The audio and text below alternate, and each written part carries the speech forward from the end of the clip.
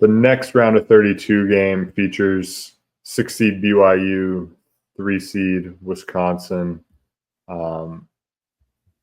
This game's funny. I think there should be a lot of scoring. I don't know where the total's sitting at for this game, but I would think that this game should be pretty high scoring,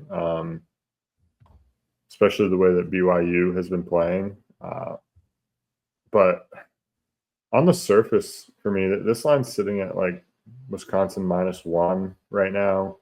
On the surface, I like the BYU side here, particularly because BYU loves the three ball. They're 18th in the country in 3-point rate, and they're shooting it super efficiently, especially lately.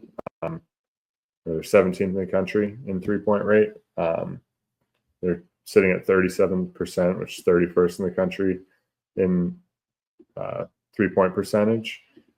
I really like just their overall. It just seems like they get good shots all the time. I can't really like praise it enough. I was out on them a month ago, 2 months ago, and then they went on the hot streak, and I was like trying to find a spot to fade them, and they just continue to like defy what we think, right?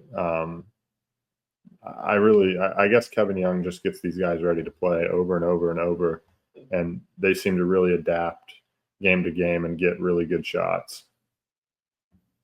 Yeah, I mean, I've thought or have thought I've found spots to fade them, and I don't think I've found a successful one yet. So, I mean, I might have to concede on this BYU team. I mean, obviously, I know the offense is really, really good. I was more skeptic on the defensive side, but I mean, they've improved on that end too. Like the more Moab Mag minutes they play, the better the defense has got. And talked about it a little bit before we came on here. Like Les Cannon catching's minutes, has been good for them. I mean, he's more shot making reliant, and he really hasn't been that great of a shot maker outside of like 3 or 4 games where he went nuclear and looked like their best player before, like Richie Saunders really emerged like in the second half of the season. Like he was solid in the first half, but he's been one of the best players in the country in the second half of the season. Like, let's just be honest. Like, it doesn't look like extremely pretty all the time, especially when he's trying to create, but he finds ways to create. He finds ways to score.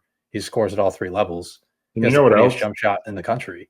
You know what else too is he gets the line. He's actually like he's super crafty somehow at like contorting his body to get to the free throw line a bunch. He does a really good job also of selling some fouls sometimes. Yeah. He ends up on the floor sometimes like 6 feet away from where the play actually happened, and he gets a call. And when he gets to the line, he's pretty much automatic, especially the second half of the year. I don't know what his splits are, but I mean, I think it was at Iowa State, he was like 13 of 13. At Arizona, he was like 10 of 10 or something like that. Like he makes these free throws all game long, and clutch or not, he just knocks them down and doesn't really ever seem to get fazed by it. I mean, even in tight situations, he seems to just play loose, free, have a smile on his face. I think that just shows how good of a coach Kevin Young is. I think when your players are able to like play that comfortably, I mean, clearly based on their offensive turnover rate, like they're pretty comfortable because they're a little bit loose with the ball. But in this game, I think that's something they actually don't have to worry about as much. Wisconsin doesn't turn you over. They're sitting 331st in the country in turnover rate defense. So, despite BYU turning the ball over a good amount, I don't really think that's going to be a concern here in this game.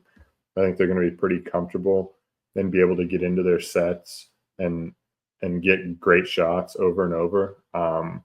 And they should have a decent advantage on the glass, or they should at least be able to compete.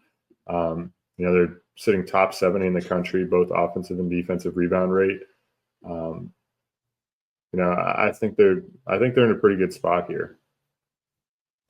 Yeah, I mean, I have some different opinions, I guess, on the matchup. Like, I'm kind of back and forth on what I think is really good for BYU and what I don't think is good. Like the fact that they're going to feel comfortable and be able to run, like they actually don't run a lot of sets. Like Kevin Young's come out and said that, like they actually don't really run that much. They kind of just like play off of each other and play freely, and they have a ton of Yeah, weapons they open each other up. So that really helps. And the thing is, I mean, I just don't know how well like, are they more efficient against like a drop coverage defense, or are they more efficient against a team that tries to deny the rim and they'll give up more catch and shoot opportunities? But those types of defenses mostly like they try to make you feel uncomfortable, turn you over a little bit more. So, I mean, this Wisconsin defense is kind of they're typically like a deep like drop coverage defense that tries to deny like all 3-point opportunities of all catch and shoot opportunities. Hasn't really been the case as much this season. They've tried to help a little bit more on the pick and roll because they've been pretty efficient in the past couple of years against that. I feel like this is the kind of game where they're going to try to go back to the old Wisconsin defense and not really like sell out to the pick and roll as much and kind of force Yegor Demon to be a scorer like at all times. Like you saw that like a different matchup would be like West Virginia. Like they played a super deep drop coverage and just they basically said, "Hey, Yegor Demon, just make contested layups, and we're going to be fine with that."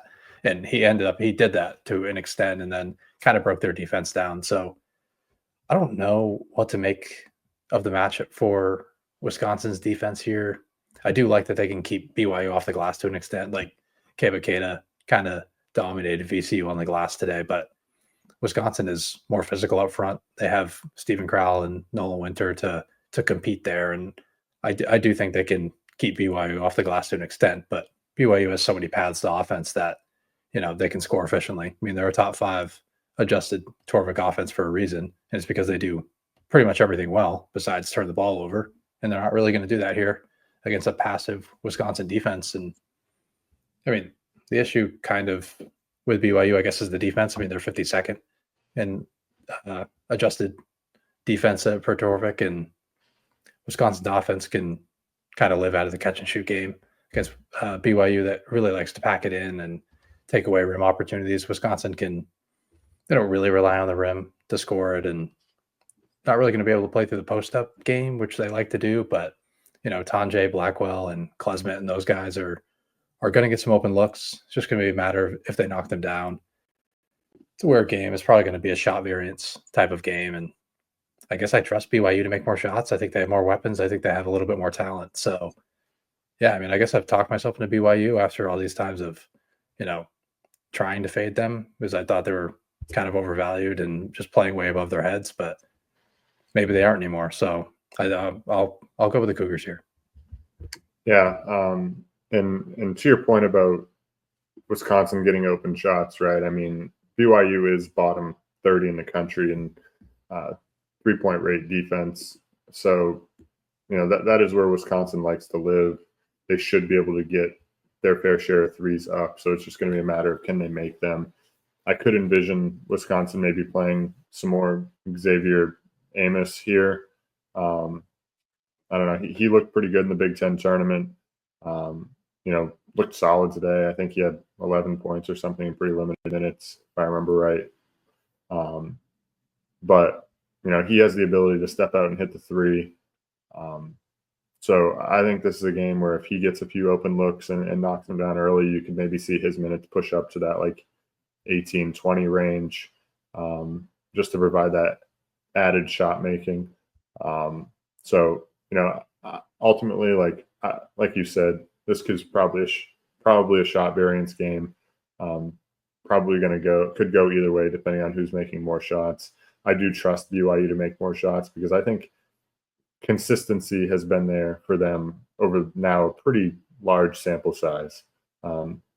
We've seen them continue to just make shot after shot, game after game, despite expecting them to come back down to earth at some point. But I think it just comes down to shot quality, right? And they just continue to get great shots, and ultimately, I think that's why they have the edge here. Yeah, I would agree. I mean, yeah, I do think it comes down to just shot variance. But Wisconsin, they haven't really shot it extremely well, especially lately. I mean, they've worked themselves all the way outside the top 100 in 3-point percentage, where for a decent part of the year, they were close to the top 50. And then this recent stretch, like to end the regular season, and then that Big Ten championship game against Michigan where they just couldn't make any shots and scored 53 points, like that kind of hurts those numbers. And I do kind of trust the full body of work. I think they're definitely a top 50 shot making offense. So, yeah, I definitely think the numbers are a little bit off there, but yeah, I think I'll trust that BYU has more weapons. Yeah. So we're going to side with BYU here, but as we said, shot variance could lead to a different outcome. Should be a fun game with a bunch of offense and shot making, but we're going to take the Cougars to advance to the Sweet 16.